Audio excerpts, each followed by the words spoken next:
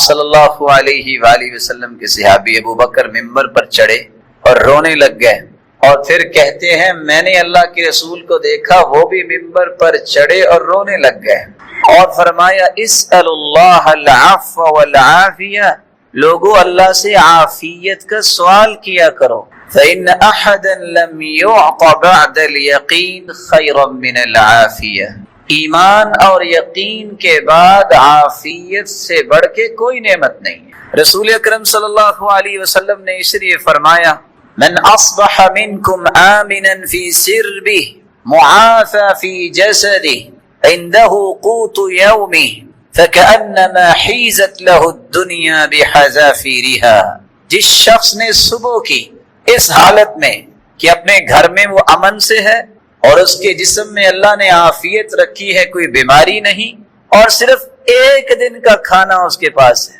امن ہے، عافیت ہے، ایک دن کا کھانا ہے، اس انسان کے دامن میں تو اللہ نے پوری دنیا کی نعمتوں کو جمع کر دی۔ رسول اکرم صلی اللہ علیہ وآلہ وسلم نے دیکھیں کتنی اچھی بات کہہ دی، جب کوئی مسلمان ہوتا تو سب سے پہلی دعا یہ سکھائی جاتی کہ عافیت اللہ سے مانگو۔ اسلام کے بعد اللہ کے رسول یہ دعا سکھاتے، کہو اللہم اغفر لی، اے اللہ میرے گناہوں کو معاف کر دے، وارحمنی، مجھ پہ اپنی رحمت کی برکھا برسا دے، واہدنی، اور مجھے ہدایت دے دے اور ہدایت پہ ثابت قدمی عطا فرما، وعافنی، اللہ میں مسلمان ہو گیا ہوں مجھے عافیت سے نواز دے، وارزقنی، اللہ میں نے دین کو قبول کر لیا ہے، اب سارے رشتہ دار چھوڑے ہیں، مجھے بھوکا نہ مارنا، مجھے رزق بھی عطا کر۔ تو اسلام قبول کرنے کے بعد جو بنیادی دعائیں سکھائیں ان میں عافیت کی دعا پہلے دن ہی سکھا دیتے، اس لیے ہر مسلمان کو عافیت مانگنی چاہیے۔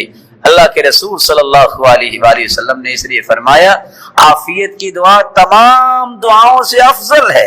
اور شاید کہ امام ابن تیمیہ رحمہ اللہ اسی لیے مثال دیا کرتے تھے، انسانی دل کے لیے ذکر وہ کام کرتا ہے جو سمندروں اور دریاؤں میں رہنے والی مخلوق کے لیے پانی کام کرتا ہے۔ فَكَيْفَ إِذَا فَارَقَتِ السَّمَكُ الْمَاءَ، ذرا کبھی دیکھا تو کریں، دریاؤں اور سمندروں میں رہنے والی مچھلی کو پانی سے نکال کے تو دیکھیے اس کا تڑپاؤ کیسا ہوتا ہے۔ ایک شخص اللہ کا ذکر ہی نہ کرے تو اس کا مچلنا اور تڑپنا تو سمجھ میں آتا ہے۔ اگر وہ پرسکون ہونا چاہتا ہے تو اسے اس راستے کو اختیار کرنا ہوگا، وہ ہے اللہ ذوالجلال کے ذکر کو اپنی عادت بنا۔ بہت ہی یونیک اور بہت ہی عمدہ گفتگو آپ نے ابھی سنی، اللہ اس گفتگو کو توشہ آخرت بنائے۔ آج کی اس خوبصورت بزم میں جو آپ کے سامنے گفتگو کرنے جا رہا ہوں وہ بنیادی طور پر 3 نکات ہوں گے۔ سب سے پہلے تو یہ جاننا ضروری ہے کہ ذکر کس کو کہتے ہیں، پھر یہ بھی جاننا ضروری ہے کہ ذکر کی اہمیت و فضیلت کیا ہے، اور پھر اس کی بھی وضاحت کی کوشش ہم کریں گے کہ ذکر ہمیں کون کون سا کرنا چاہیے، اور کوشش اس بات کی بھی ہوگی کہ یہ بھی عرض کریں کہ ذکر کرنا کیسے چاہیے۔ عربی زبان میں ذکر بزرگی اور پاکی کو بیان کرنا، اللہ ذوالجلال کی پاکی کو بیان کرنے اور بزرگی کو بیان کرنے کو ذکر کہتے ہیں۔ ذکر سے مراد تعریف بھی ہے، شرف بھی ہے، شہرت بھی ہے، نماز بھی ہے، دعا بھی ہے۔ دعا میں بھی اللہ کا ذکر ہو، اس کی تعریف ہو تو دعا قبول ہوتی ہے۔ نماز ویسے ہی دعاؤں کا مجموعہ ہے۔ خوش نصیب وہ انسان ہے جو اللہ کا ذکر کرتا ہے، وہ اللہ کی تعریف زمین پہ کرتا ہے، اللہ اس کی شہرت آسمانوں میں۔ لیکن کون سا ذکر جو ہے جس کی وجہ سے انسان کی شہرت آسمانوں میں فرشتوں کے سامنے ہوتی ہے، جب اس کے اندر 3 صلاحیتیں آ جائیں۔ عربی زبان میں کہتے ہیں ذکر الامر، فلاں شخص نے اس معاملے کو اچھی طرح سمجھا۔ جب تک آپ اللہ کا ذکر اچھی طرح سمجھ کے نہیں کرتے، یہ آپ کی آسمانوں میں شہرت نہیں کروائے۔ ذکر حق فلان، عربی زبان میں کہتے ہیں اس وقت کہ فلاں شخص نے فلاں کے حق کی حفاظت کی اور اسے ضائع ہونے سے بچایا۔ جب میں اور آپ اللہ کے ذکر کو اس طرح محفوظ کریں، اس طرح اس کی حفاظت کریں، اسے ضائع ہونے سے بچائیں، اور کیسے بچائیں؟ تیسرا مرحلہ، وَالذِّكْرُ مِنَ الرِّجَالِ، عربی زبان میں کہتے ہیں مضبوط بہادر آدمی کو، جس طرح بہادر اپنی بہادری کے ساتھ پوری قوم کو بچاتا ہے۔ جب ذکر کرنے والا ذکر کے تمام الفاظ کو صحیح ادا کرتا ہے، یہی وہ خوش نصیب ہے۔ ادھر اس کی زبان سے وہ کلمات ادا ہوتے ہیں، ادھر مالک الملک فرماتے ہیں انظروا یا ملائکتی، میرے فرشتوں دیکھو یہ میرا بندہ مجھے یاد کر رہا۔ امام ابن القیم رحمۃ اللہ علیہ فرماتے ہیں ذکر کی حقیقت اس وقت تک سمجھ نہیں آ سکتی انسان کو جب تک وہ ایک کام نہیں کر لیتا، التخلص من الغفلہ والنسیان، جب تک وہ غفلت سے اپنے آپ کو دور نہیں کر لیتا، جب تک وہ ذکر کرتے ہوئے سمجھ کے ذکر نہیں کرتا، ذکر کرتے ہوئے اس وقت کو انجوائے نہیں کرتا، وہ ذکر کے ثمرات نہیں چنتا۔ میرے ہاتھ کی طرف ذرا دیکھیے گا، جو ذکر یوں کر رہا ہو وہ کیا سمجھتا ہوگا؟ جو آدھے منٹ میں نہ جانے صبح اور سبحان پورا کہتا بھی ہے کہ نہیں، اور دونوں ہاتھوں کو اس طرح مشین کی طرح چلاتا ہے، وہ کیا سمجھ کے ذکر کرتا ہوگا؟ اس کو کیا پتا اس کا معنی کیا ہے؟ وہ اس کے ثمرات کو کیسے چن سکتا ہے؟ وقت کتنا کو لگتا ہے؟ سبحان اللہ سبحان اللہ۔ جب اس کے ذہن میں اللہ عز و جلال کی عظمت ہوگی، احترام ہوگا، توقیر و تبجیل ہوگی، تکریم ہوگی، وَمَن يُهِنِ اللَّهُ فَمَا لَهُ مِن مُكْرِمٍ، جو اللہ کے نام کی عزت نہیں کر رہا اس کو اللہ کیسے عزت دیں گے؟ اور جس کی توہین اللہ کرے اس کو دنیا میں کوئی عزت دے سکتا ہے؟ ذکر سے مراد عظمت بھی ہے۔ ہر وہ شخص جو اللہ عز و جلال کا ذکر کرتا ہے اسے یقین کر لینا چاہیے اللہ عز و جلال اسے عظمتیں عطا کر دے۔ فَلَمَّا نَسُوا مَا ذُكِّرُوا بِهِ فَتَحْنَا عَلَيْهِمْ أَبْوَابَ كُلِّ شَيْءٍ، جو عظمتیں اللہ نے دے رکھی تھی جب وہ بھول گئے تو اللہ تعالیٰ نے ان پہ آزمائش کر ڈالی، ان کو دنیا میں تو کچھ نوازا، لیکن جب وہ اس نوازنے کو بھی سمجھ بیٹھے کہ شاید اللہ ہم سے راضی ہے تو پھر ہم نے ان کی ایسی جڑ کاٹی کہ دنیا کے لیے عبرت بنا دی۔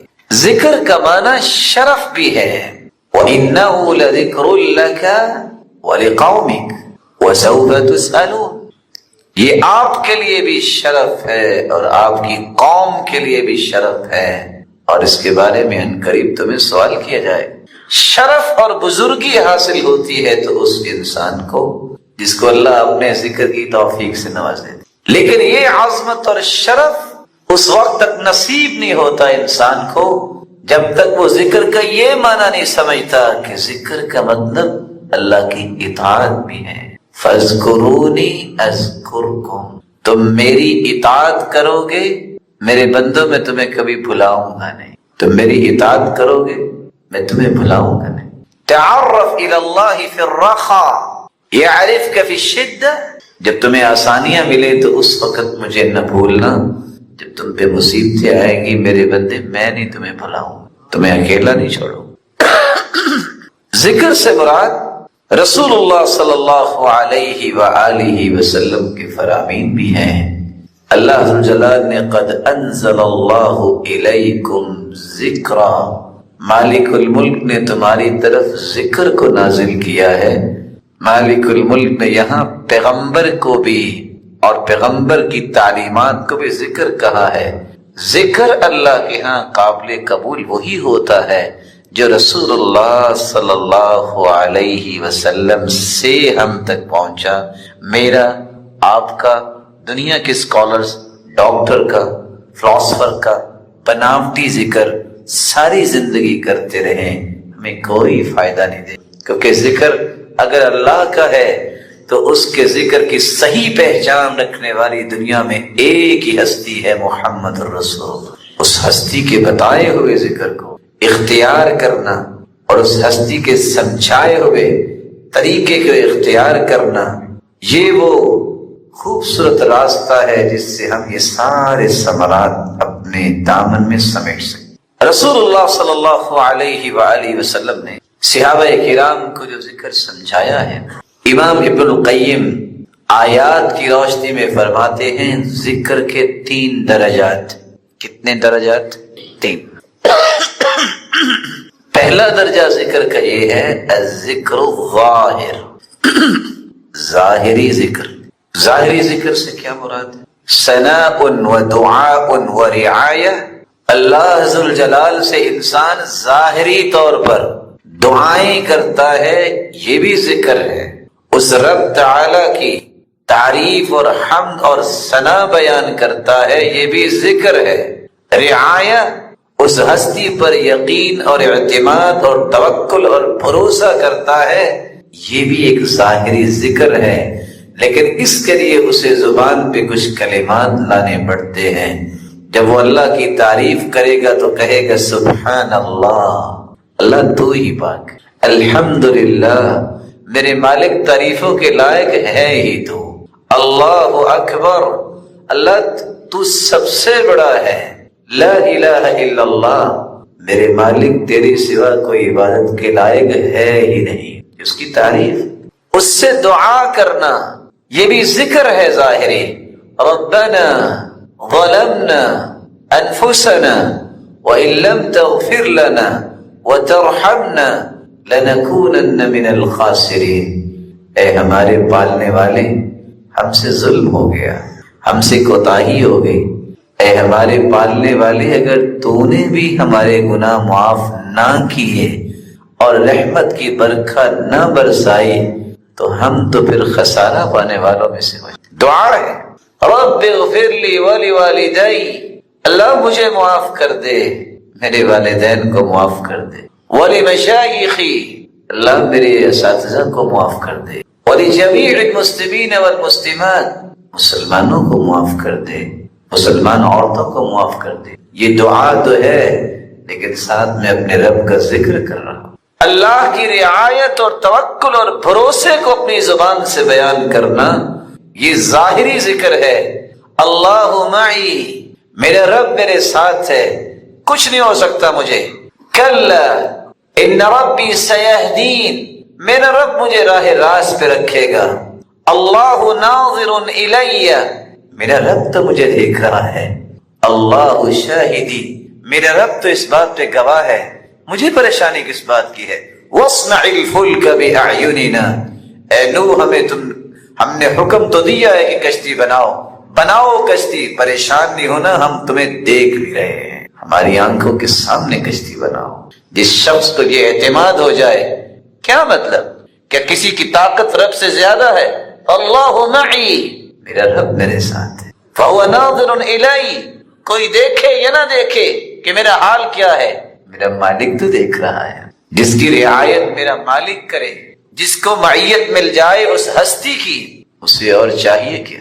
رقہ کی ایک مسجد میں محمد بن سیرین کہتے ہیں، میں نماز پڑھنے کے لیے گیا، 10 سالہ بچہ دیکھتا ہوں جو نماز عمدگی سے پڑھ رہا ہے۔ فلما انصرف، اس نے جب سلام پھیرا، میرا بہت دل چاہا میں تعارف کروں۔ فقلت انت ومن انت، کون ہے آپ؟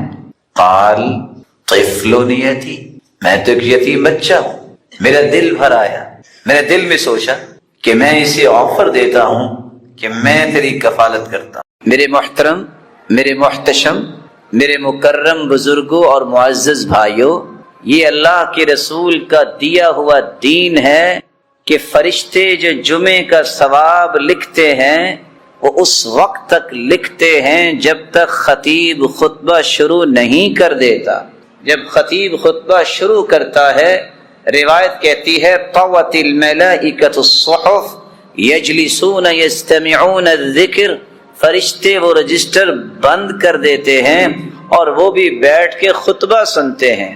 میں ادب سے پوچھ سکتا ہوں اپنے ان پیارے بھائیوں سے جو دوسرے خطبے کے وقت یا آدھے خطبے کے وقت یا خطیب خطبہ شروع کر چکا بعد میں آتے ہیں، ان کا ثواب پھر فرشتوں کے رجسٹر میں لکھوانے کے لیے کیا کرتے ہیں؟ ای میل کرواتے ہیں اپنے نام، ٹویٹ کرتے ہیں، واٹس ایپ پہ کوئی میسج بھجواتے ہیں۔ کون لکھتا ہے؟ یہ دین ہے، یہی تو ہماری مضبوطی کے راز ہیں۔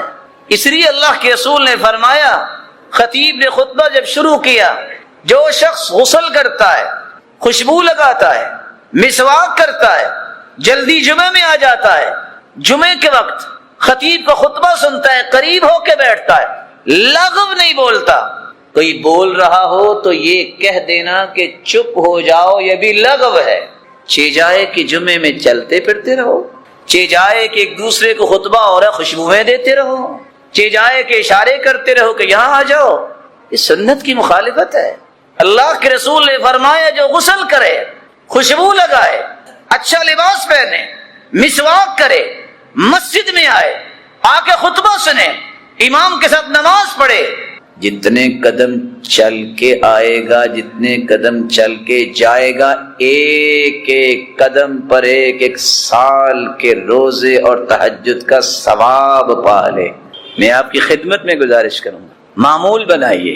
ان هذا اليوم جعله الله عيدا للمسلمين، یہ جمعے کا دن ہے جس کو اللہ نے عید کا دن بنایا ہے۔ دیانتداری سے بتائیے میرے محترم، کبھی کوئی عید سے پیچھے رہتا ہے؟ عید سے پیچھے رہنے والے تو لوگوں کو کیا کہتے ہیں لوگ؟ بڑا یہ بد نصیب ہے کہ عید پہ بھی نہیں آیا۔ یہ راز ہے ہماری بلندی کے۔ عہد کیجئے یہاں بیٹھے 2 روایتیں سننے کے بعد۔ جمعے کی فضیلت اتنی ہی انسان اگر سمجھ لے، جس کے بارے میں خود رسول اللہ صلی اللہ علیہ وسلم نے فرمایا، اور یہ روایت عبداللہ ابن عمر رضی اللہ تعالی عنہ اور ابو ہریرہ رضی اللہ تعالی عنہ سے مروی ہے۔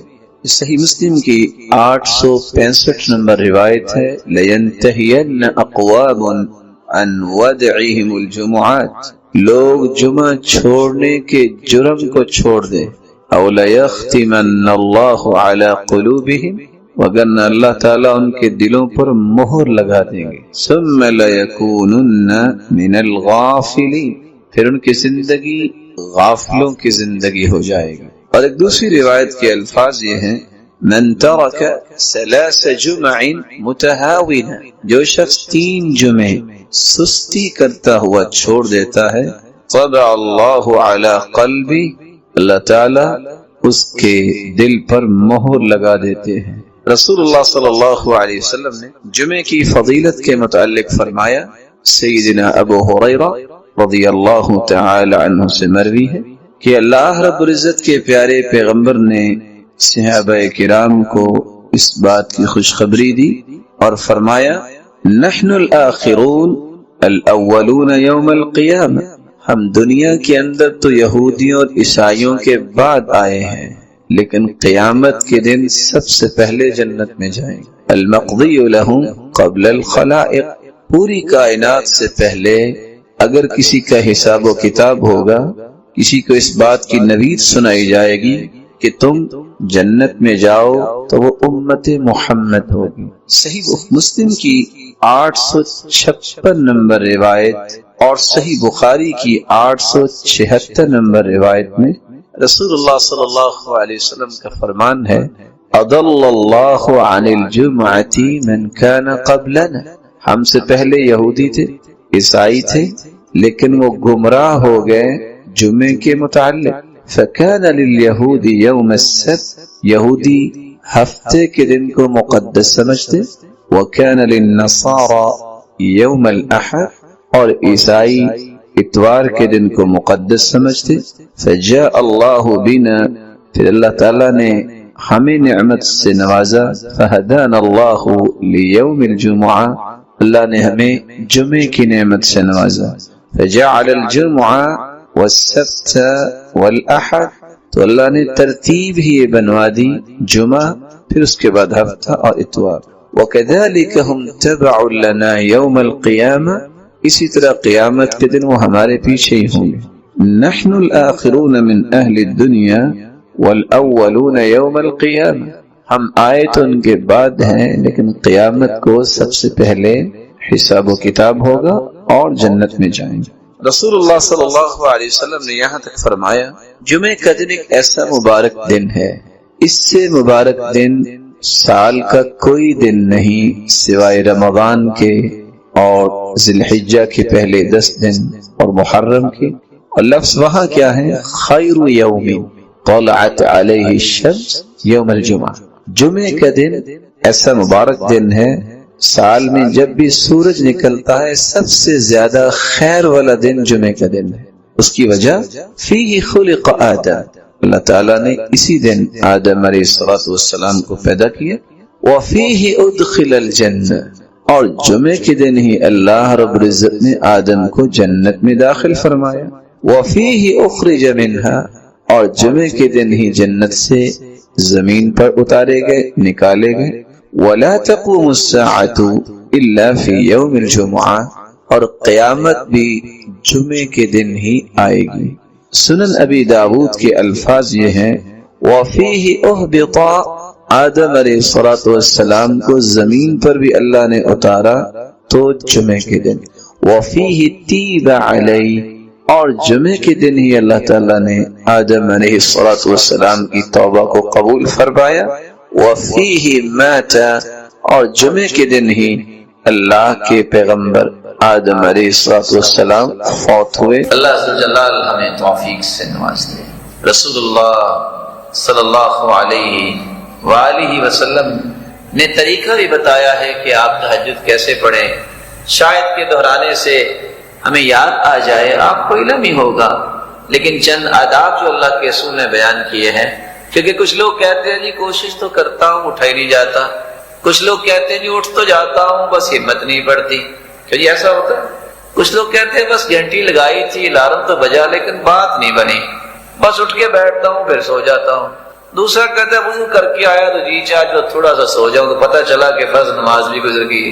یہ مختلف سوالات بتاتے ہیں کہ اللہ کے رسول کا طریقہ ان کو آ جائے تو ان کے مسائل حل ہو سکتے ہیں۔ طریقہ کیا ہے؟ میرے ساتھ رہیں گے انشاءاللہ، کر دیں بیان۔ لگتا ہے تھک گئے، کوئی ہے میں اس کو دبا دوں میں تھکا ہوا ہے؟ آپ میرے ساتھ ہیں انشاءاللہ۔ اگر کوئی سچی تمنا رکھتا ہے کہ وہ تہجد پڑھے تو اس کے لیے پہلا کام یہ ہے کہ وہ رات کو سنت کے مطابق جلدی سو جائے۔ 4 لوگوں کو اجازت ہے، وہ اجازت وہ استعمال کر سکتے ہیں۔ علم والے لیٹ ہو سکتے ہیں، اللہ کے رسول صلی اللہ علیہ وسلم کے صحابہ بھی سیکھتے تھے، اور امام احمد بن حنبل وہ رات ساری ایک دوسرے سے علمی مذاکرہ کرتے رہے، اور سیدنا ابو ہریرہ رات کا ایک پورا حصہ صرف حدیثیں یاد کرنے میں گزارتے۔ اجازت امت کے لیے اگر آپ نے کچھ سوچ بنانی ہے کہ امت کیسے بلند ہو سکتی ہے تو آپ لیٹ ہو سکتے ہیں، کیونکہ اللہ کے رسول بھی اور سیدنا ابوبکر بھی آپس میں مشورہ کرتے، رات لیٹ تک اور گئے تک یہ باتیں ہوتی۔ جائز اگر آپ کے پاس کوئی مہمان آ گیا ہے تو اس کی خاطر تواضع کرنے کے لیے آپ لیٹ ہو سکتے ہیں کہ وہ آیا ہے، پریشان نہ ہو، اس کو کھانا کھلا کے اس کو لٹا کے آپ اسے بالتطیب خاطر المرأة۔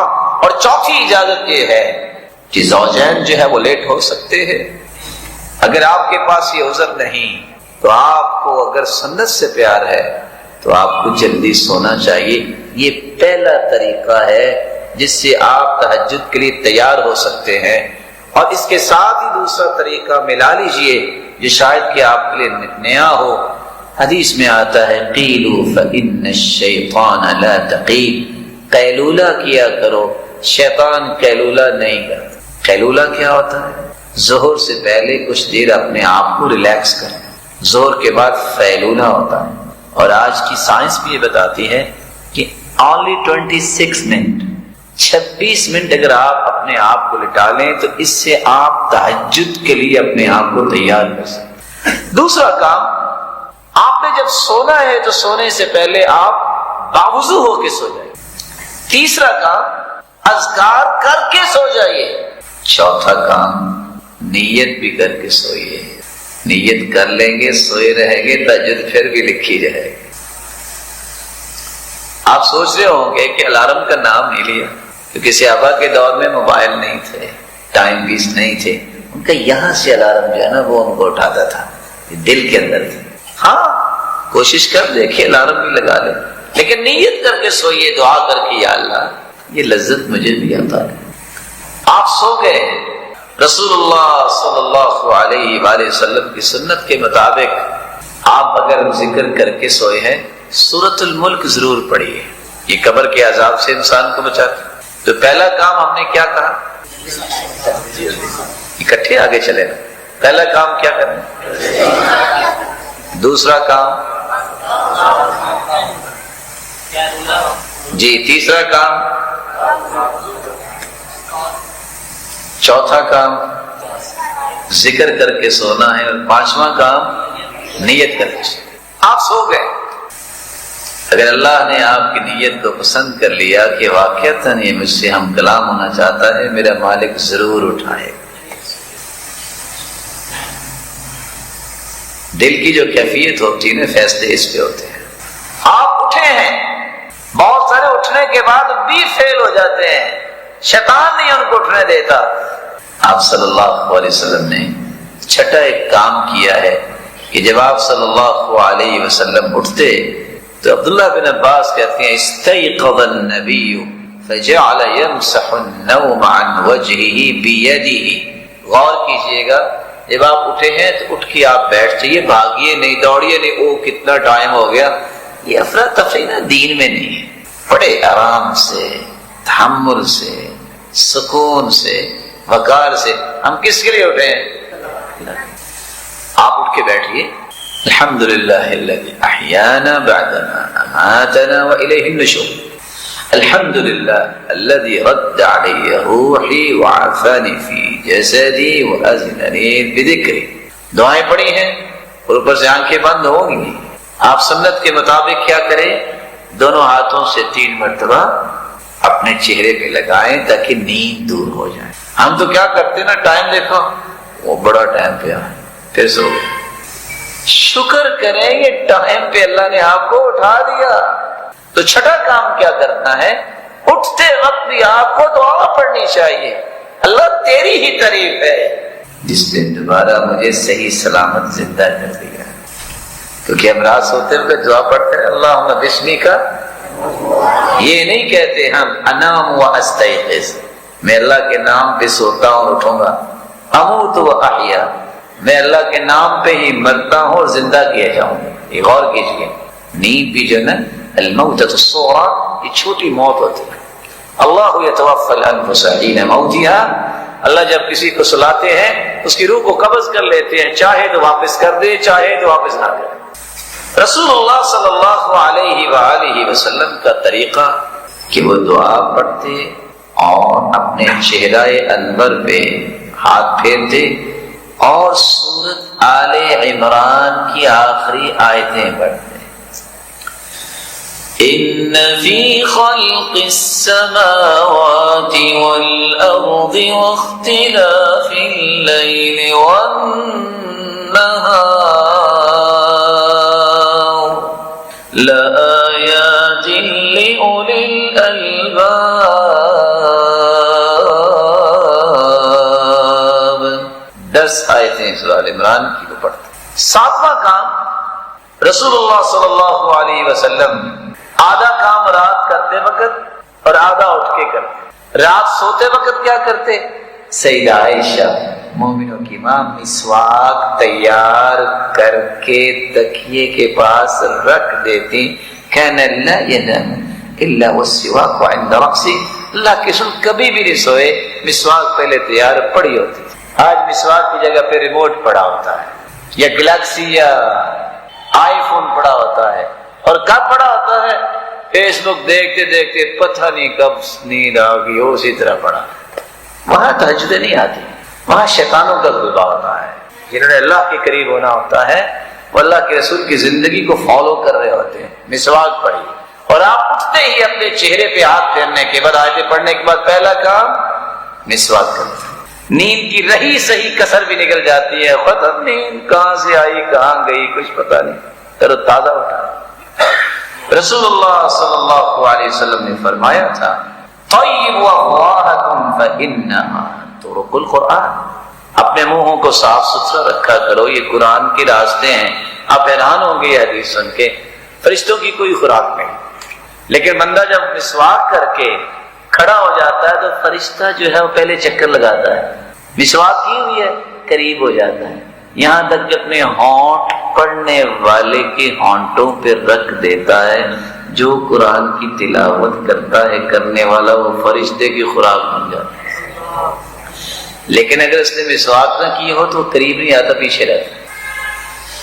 ساتواں کام یہ ہے کہ آپ مسواک کا اہتمام کریں۔ ہو سکتا ہے کہ میرا محترم بھائی سوچ رہا ہو برش بھی تو کیا جا سکتا ہے، آپ کر سکتے ہیں، منع نہیں کر رہے ہیں، لیکن یاد رکھنا مسواک کا آلٹرنیٹ نہیں ہے یہ۔ مسواک کرنا سنت ہے، اور جو اس کے فوائد ہیں آپ تصور نہیں کر سکتے، وہ دندانوں سے آپ کو فوائد نہیں ملیں گے۔ خصوصاً پیلو کے درخت کی مسواک اللہ کے رسول کو پسند تھی، اور اس میں آج تو طب نے بھی کتنی بڑی باتیں لکھ دی ہیں کہ کس طرح انسان کے مسوڑوں کی یہ ورزش کروا دیتی ہے، اور کس طرح اس کے خون کی سرکولیشن ٹھیک کر دیتی ہے، اور کس طرح انسان کی ان دانتوں کو تر و تازہ رکھتی ہے، اور مسوڑوں میں کسی قسم کی کمپلیکیشنز اگر ہوں تو یہ مسواک اس کو دور کرتی ہے، جبکہ برش یہ نہیں کر سکتا۔